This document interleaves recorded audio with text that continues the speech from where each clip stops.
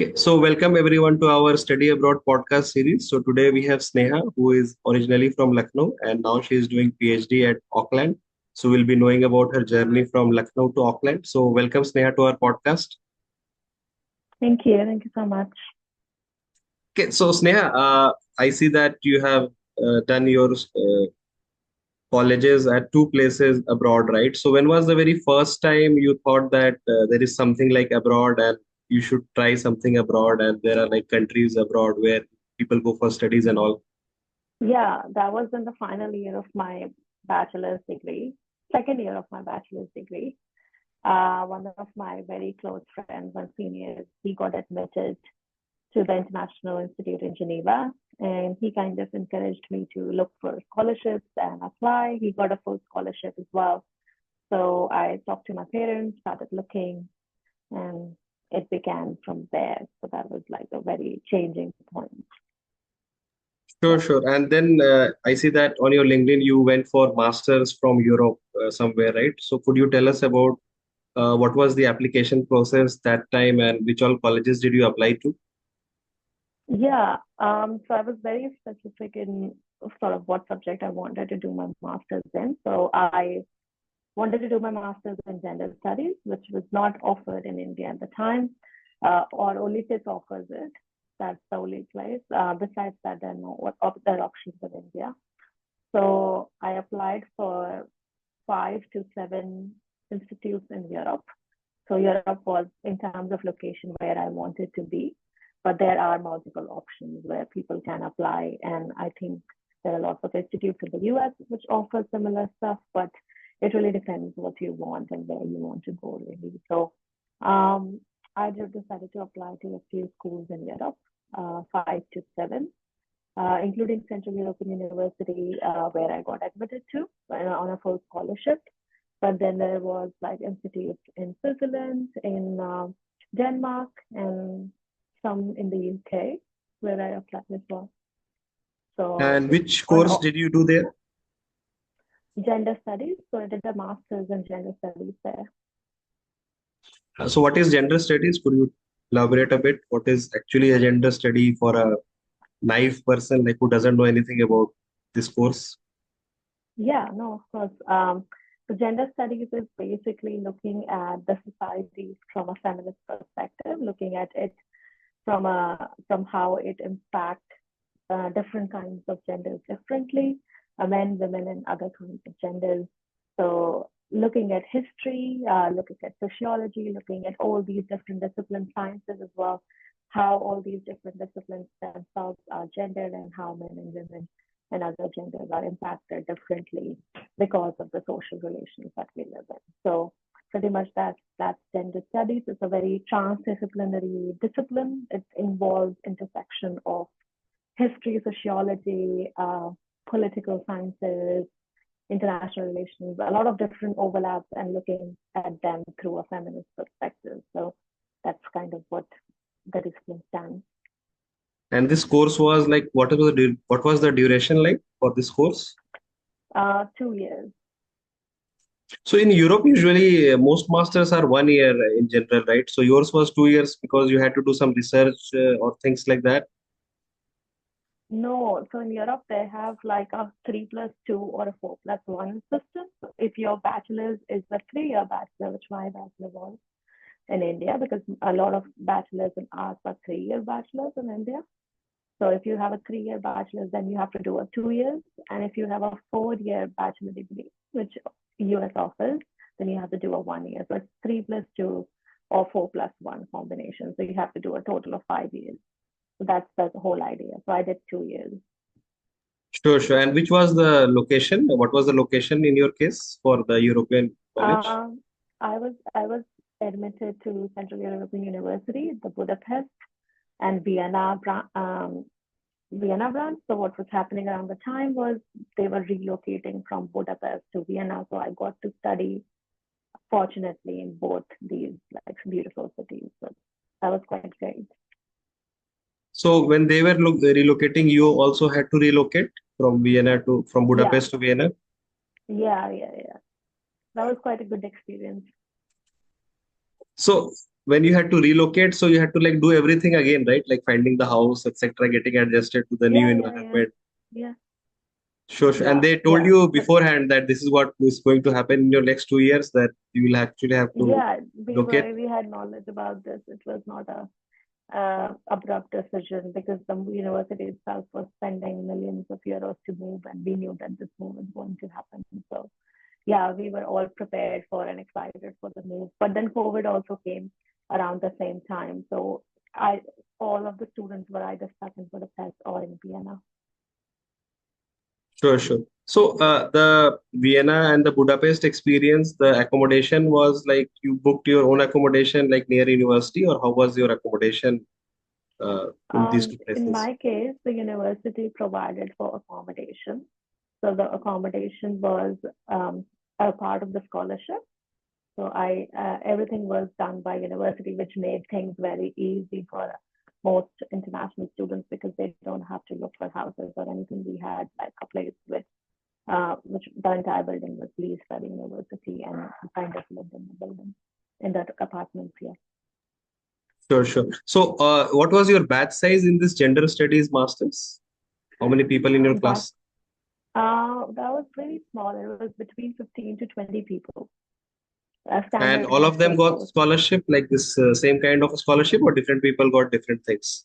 Different people had different kinds of scholarships. Some didn't have scholarships.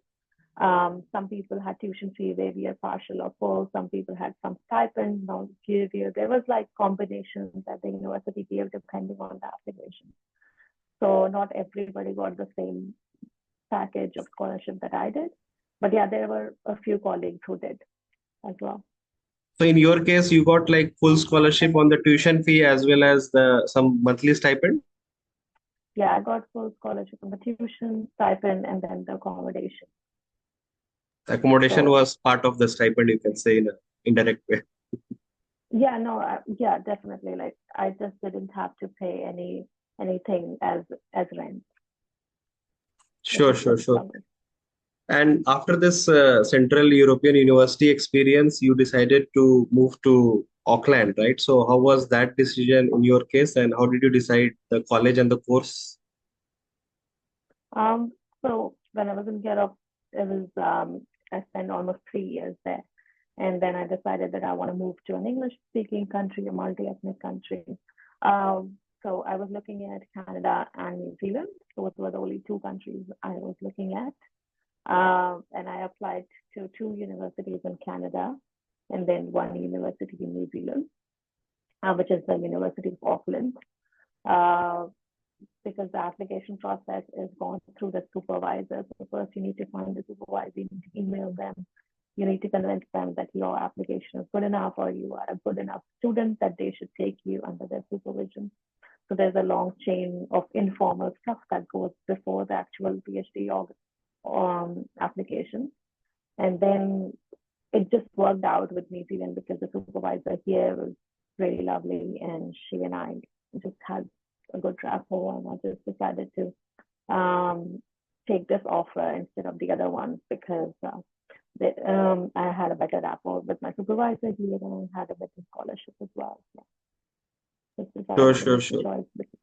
And you applied to two colleges or more than two colleges for I PhD? only applied to I applied to University of Auckland. I applied to two other colleges in Canada. Okay, okay. Yeah, So this PhD was also fully funded, I guess, like full tuition fee yeah, waiver and there is monthly stipend. yeah, yeah. Okay. Okay. So usually, this cultural difference of India versus abroad, there is this cooking, cleaning, laundry, etc., that you have to do by yourself, and also like other things we'll talk about. So how was this adjustment for you? Like, were you a bit prepared? How did you get adjusted to this regular extra work that you have to do every day apart from your studies? That's true. Yeah, there is a bit of extra work that you have to do. I do enjoy doing that work actually. So it didn't require a lot of like big transition, or I felt like it was a lot of work in the beginning. I did enjoy. And I did live in Delhi for 3 years before when I moved out of this country. So I was living alone before that as well. So yeah, there was some additional chores, but I did kind of enjoy it. So yeah, and now it seems normal to do it. So Sure, sure. So, and after that, you also have to find your internship and like the full-time job, etc., by yourself. So, was that also adding to the burden? yeah, I did have to work for the internship, and the COVID times were hard. So uh, finding an internship was a bit of a challenge. And then after my graduation of masters, finding a job and stuff was also hard because then COVID came in. Fortunately, I was able to work a bit before joining my PhD. I was able to work for almost a year um, for a freelance company in Canada. So it's like working remotely mostly. And how did you find these internships and this job for you? Like, what did you like? What Um, portals did you use? LinkedIn, etc. for the internship, I actually got it through um, university, not university, but yeah, through university contacts. So I knew that this job existed, and I applied there for it. And the second one, my job after my university, I got it. Actually, I was just very fortunate because someone contacted me on LinkedIn and they asked me if I would be interested in this. So it just went from there. Sure, sure, sure. And how was your this internship and job experience like? Were you as in like internship versus job versus let's say your friends in India who are also doing job in India? How do you see the work culture difference? Work culture is quite different. I mean, I have family, friends in India, so obviously work stops at 5 or 4, and work stops after that. That means that you don't have to, not obligated to work after that, and there's a pretty good work-life balance. Um, there was pretty good work-life balance in Europe and here in New Zealand as well. So yeah, it's definitely very different from what we see back home. So New Zealand versus Europe, like how do you any differences do you see in this two cultural, I mean, culturally different? Culturally, yes, definitely very different from food to people to music to culture to work ethic. Everything is different. Um, New Zealand is definitely much more relaxed. There's much greater work-life balance here. People have time to do other things that they like, especially other things that they like. So yeah, it's definitely one of the most like countries which offer one of the best work-life balances, I think. So which place has better balance, Europe or Auckland? I would say New Zealand, yeah. Okay, okay, sure, sure, sure. And as a Yeah. PhD student, you might be going to a lot of conferences here and there. So did you like go to some conferences to present some research work? Yeah, I did. Last year I actually went quite a bit. I did present locally around New Zealand, but I've also gone. Last year I went to the States to present a conference, and then earlier this year, I went to Australia. So there have been a few conferences locally and internationally going around. Yeah. So the gender studies thing that you did for your master's, and I see that you are doing PhD in sociology. Is it like Yeah. extension of the same study, or is just the the name is different? What is it like, or you change the stream altogether? I mean, so with arts or humanities and same with STEM as well, these days you can't really like just stick to your own discipline, and there's always overlaps and intersections between different disciplines because you kind of need to look beyond your own discipline to see those kinds of interesting overlaps that exist. So obviously, political science will have overlaps with international relations or with sociology. So my topic basically sits within gender studies, sociology, political science, and media studies. So it has all elements of all these different disciplines together, and my supervisors also come from different disciplines as well. So that's why I'm like placed in sociology, but then I I work with all the four disciplines. If that's making yeah sense. Yeah. Sure, sure, sure. So right now your research is focused on what is like the topic or maybe few topics you may have done in last few years. So what is it Uh, like? I'm currently working with like experiences of women in the Indian diasporic community here. So, what are their experiences? What are the challenges that they face in New Zealand, and so on. So, I work with women activists, do interviews.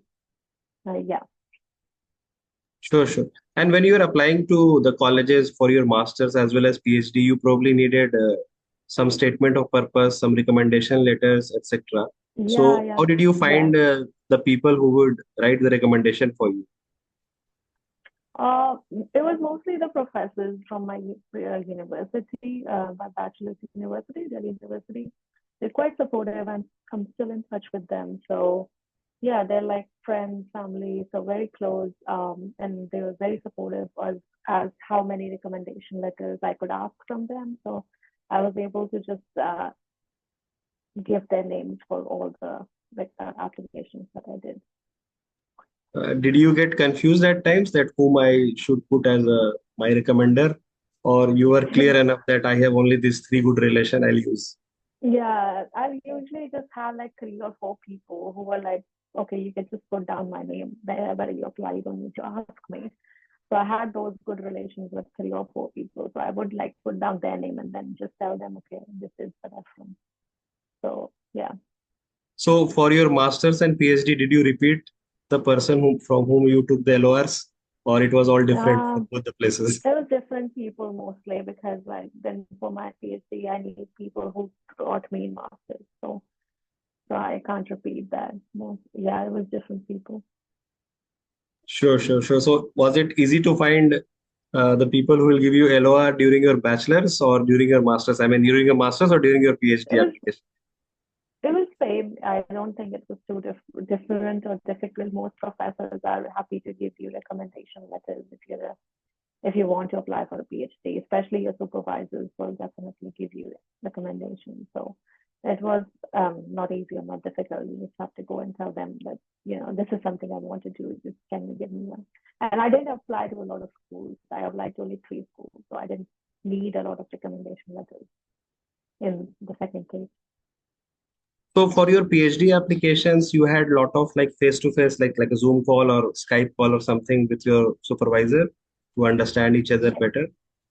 Yeah, we did in the beginning because like I was situated in Europe and my supervisor was in New Zealand. So we were kind of like doing Zoom calls or we would always get in touch with emails and stuff for the first couple of months. Sure, sure. And did your supervisor already give like a verbal confirmation that, oh, you are selected, just, do the formalities kind of? Yeah, yeah. And she So gave me which a made lot your of life easy. confirmation, but it was then the competition was for the scholarship. So it was there that I would be there selected, but then the only competition is whether you'll get the scholarship or not.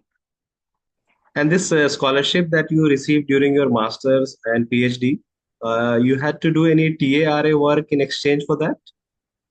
No, it was like yeah, it's just unconditional, both of that. So even for your PhD, you didn't have to do any like teaching. No, like anything I do right now is above the scholarship. So yeah, Okay, okay. So whatever you do extra, you get like separately paid for that. yeah, I don't have to do it for the exchange of the scholarship. Yeah. So during your PhD also, did you do any internship or any part-time job? No, I was not doing internships. I was working. I have been working actually part time at the university. I've been teaching at the university ever since I got here. So I've been tutoring for the last 1.5 years, and then this last couple of months, I'm lecturing my own course. So yeah, I've been teaching at the university for a while now. What do you think about this hourly wage culture versus like a monthly fixed salary that we have, in India versus abroad? Hourly like culture, um, really depends what kind of job you're doing because like then for instance, right now I'm not in a full time job. I'm like in a hourly paid job, but then hopefully by the end of my PhD and I apply for a full-time job and I get full-time job, obviously here comes with a lot of benefits. So you would, um, but they might be paid a little bit less than the hourly wage, but they do come with more benefits. So obviously everyone would like to have a full-time job. Sure, sure, sure. So what are your future goals from now? Like next few years, have you planned anything? Um, Next year, I just want to finish my PhD and then after hopefully get in academia next year. Sure, sure, sure. So coming to the very last question for the podcast now, what advice would you give to younger yourself or people like you know, who are younger, like 5, 10 years younger, and who are aspiring to be similar, going through the gender studies or sociology, PhD or masters? Any pro tips for them? Yeah, definitely. I think people who want to do an art PhD or go in like postgrad course, they should be very, very, very passionate about their topics, about what they want to do. Second, they should be also willing to take some risks and be accepting on the fact that they will not be working for a good amount of time. So that means that their other colleagues will go to workforce much earlier than them. So they have to just come in terms with that if they want to do a postgrad. And that's true for any kind of postgrad, not just art. Thirdly, if they're applying abroad, they need to like look at not just the universities, but also the countries where they want to be in, uh, and overall the work culture of that country. That's what I did. So it would be more beneficial for them to choose a university or country where they want to be, where they like the weather, where they have relatives, or just a country they have always wanted to be in. So that makes life much easier. Besides, yeah, just look for scholarships, look for funding in India. In India, government funding is hard. So do like look for colleges that offer university funding. And there are a lot of colleges that do like fully funded programs. So it requires a bit more research, but uh, yeah, that's what I would recommend. Just kind of lots of research to find the right colleges and the right degree. Sure, sure, sure. So thank you, Sneha, for your time and sharing your knowledge and insights and your experience. So hopefully our audience would learn something from your experience and have a good day. Thank you. Thank you so much. You have a good day as well. Goodbye. Bye.